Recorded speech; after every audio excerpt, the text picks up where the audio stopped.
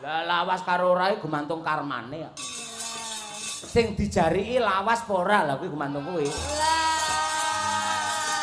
Lek wong apik ngono wis setia karo sapa-sapa, nadyan lawas disawang ketok anyar. Masya Allah. Terus maksudnya piye Pak? Aku gak setia ngono, terus Winong setia ngono. Lho sing ngerti dudu aku, awakmu dhewe koreksi diri bagaimana Anda itu. Tergantung amal ibadah nggih Pak. Tergantung. Tergantung hatinya itu bersih apa ndak itu loh. Heeh. Njaluk ra lawas iki piye jaremu? Maksudnya ki yo ayang. Ayange wakeh lho Pak, padahal kula lho Pak siji gak ono. Alah. Wingi yo enek lho Nong. Wis wedong krembuk ayangmu dhewe-dhewe aku tak butuh ku ayang kulit ae.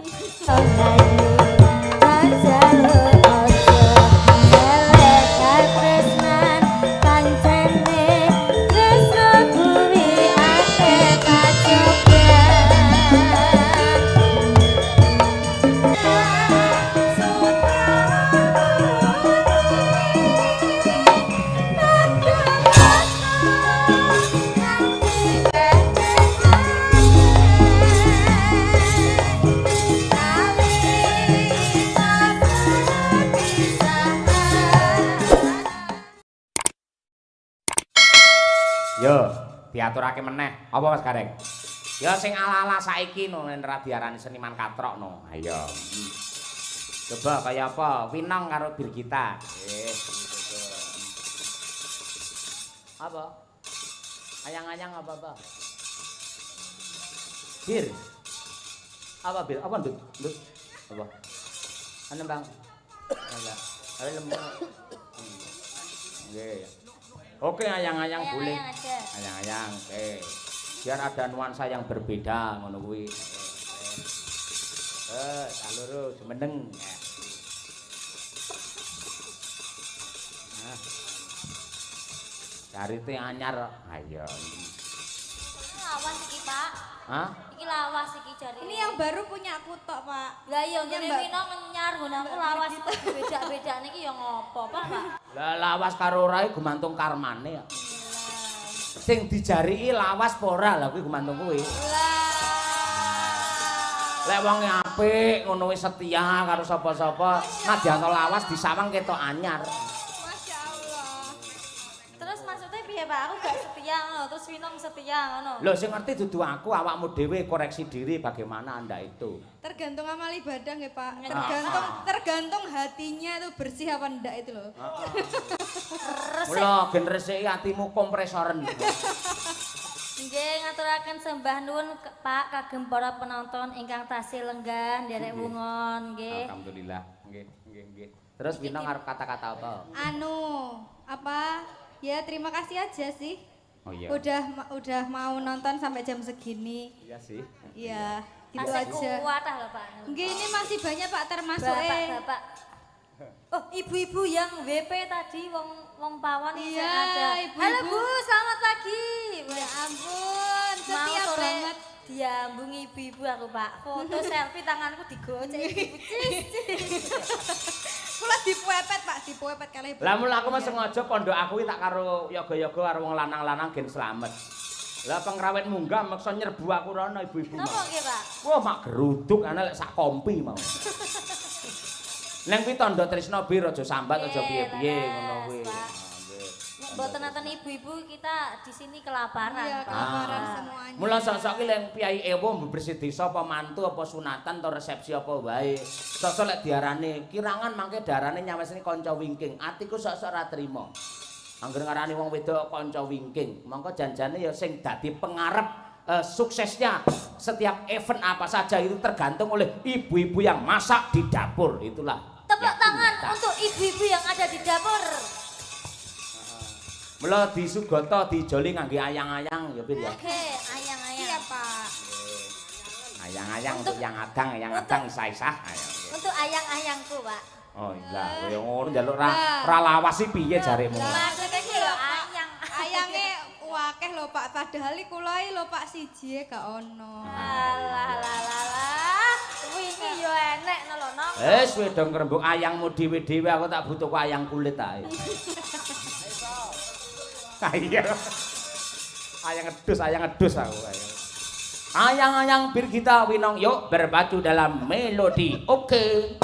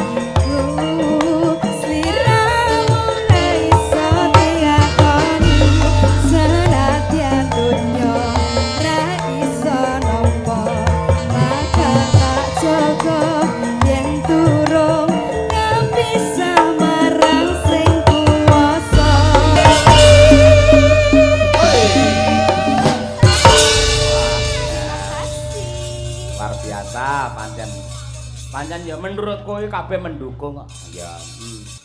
Yo saiki genti ana sing ngersake mau Selendang Sutra Kuning. Wah iya.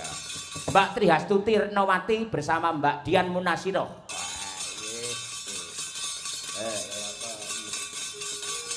Selendang Sutra Kuning iki tembang erane Mbak Tutik iki. Iya. Mbak Tutik sing nembangke iki jan menjiwai meresapi. Ha iya. Berkarakter. Betul. Nggih. Monggo berdiri berdua. Nggih. Made in saking Ngawi kalian Mediul. Semangat Mbak Tuti. Semangat. Alhamdulillah. Semangat untuk mripatmu Abang. Keculek Pak ya. Wah iya. Keculek. Pas mau ambil soflan keculek. Apa soflan iki? Soflan keculek gini. Ulin samata. Oh alah. Iki ngangge apa? Kok kaya bane apa to soflan iki? Dari plastik. Plastik. Apa ya? Enggak tahu saya, tetapi aman kok Pak Yoyo. Oh, dudu plastik ember timba itu ta? Bukan. Bukan. Untuk mempercantik diri sing penting ngati-ati. Kalau mongso iki lek softline iki ora original, ora apik tenane malah ngrusak moto. Ha iya, ngono kuwi. Yo diaturake. Selendang Sutra Kuning pisanan digarap langgam, kedua ndangdutke. Ya. Mbak Dian, ya coba dibukani Mbak Dian. Lho kula. Ono. Sing tuwek rumiyin, Pak. Sing tuwek sapa? Mbak Tuti to. Kula. Oh iya, Tuti. Kula lancang mengkene. Pancen Tuti iki sinten zaman kolonial kok kuwi. Lho ya timbangane kualat kowe yan. Ayo nggih. Disiki kok ndak kowe kanu lho engko udunen lho. Wah. iya, Mbak Lia mambe ra mangkat apa-apa dheke mambe sing nyinden. Sing jenenge regel kuwi sak rubuhe. Regale nganti ambruk ya Pak Yoyo. Ora. Ya tapi enggak apa-apa toh Pak Yoyo. Oh, enggak masalah. Ada nuansa yang berbeda ngono kuwi. Jadi, ya Selendang Sutra Kuning. Selendang Sutra Kuning.